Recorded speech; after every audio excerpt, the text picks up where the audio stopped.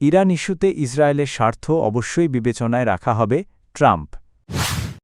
বিভিন্ন কর্মসূচিতে মেয়েকে সামনে আনছেন কিম জং উন।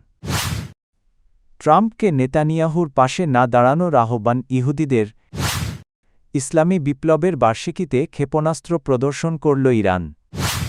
মধ্যপ্রাচ্যে উত্তেজনার মধ্যে ইরান ইস্যুতে ইসরায়েলের প্রধানমন্ত্রী বেনিয়ামিন নেতানিয়াহুর সঙ্গে বৈঠক করেছেন মার্কিন প্রেসিডেন্ট ডোনাল্ড ট্রাম্প। তবে এই বৈঠক থেকে কোনো বড় সিদ্ধান্ত বা গুরুত্বপূর্ণ চুক্তি আসেনি। ট্রাম্প জানিয়েছেন যুক্তরাষ্ট্র ও ইরানের আলোচনা চলবে, কিন্তু ইসরায়েলের নিরাপত্তা স্বার্থ অবশ্যই গুরুত্ব পাবে। বৈঠকে নেতানিয়াহু ইরানের পারমাণবিক ও ক্ষেপণাস্ত্র কর্মসূচি নিয়ে কঠোর অবস্থান নেওয়ার আহ্বান জানান। ট্রাম্প সতর্ক করে বলেছেন, চুক্তি না হলে ইরানের ওপর সামরিক হামলার সম্ভাবনা রয়েছে।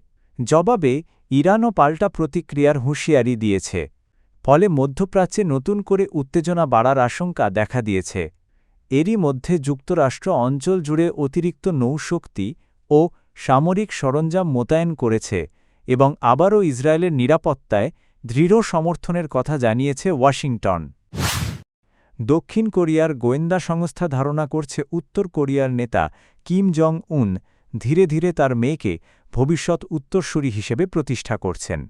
আসন্ন ওয়ার্কার্স পার্টির কংগ্রেসে তিনি উপস্থিত থাকেন কি না, কিংবা কোনো আনুষ্ঠানিক দায়িত্ব পান কি না, এসব বিষয়ে গভীরভাবে পর্যবেক্ষণ করা হবে। উত্তর কোরিয়া আনুষ্ঠানিকভাবে মেয়ের পরিচয় প্রকাশ না করলেও গোয়েন্দাদের মতে তিনি কিম জু-আয়। সাম্প্রতিক বছরগুলোতে তাকে গুরুত্বপূর্ণ রাষ্ট্রীয় অনুষ্ঠান ও অস্ত্র প্রকল্প পরিদর্শনে কিমের সঙ্গে নিয়মিত দেখা গেছে, যা তাকে পরবর্তী প্রজন্মের নেতা হিসেবে প্রস্তুত করার ইঙ্গিত দেয়।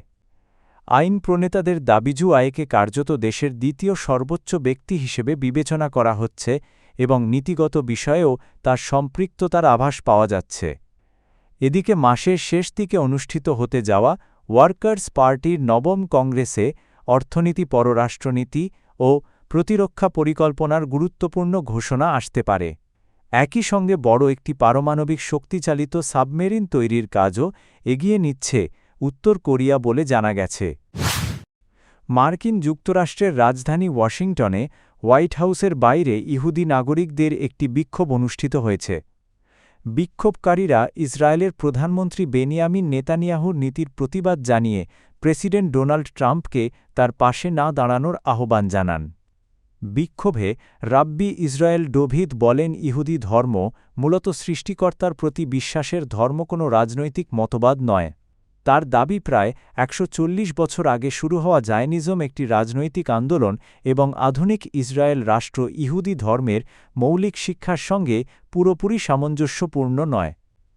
তিনি আরও বলেন, ইহুদি আইনে হত্যা নিষিদ্ধ এবং ধর্মের ভিত্তিতে রাষ্ট্র প্রতিষ্ঠা সংঘাত বাড়াতে পারে।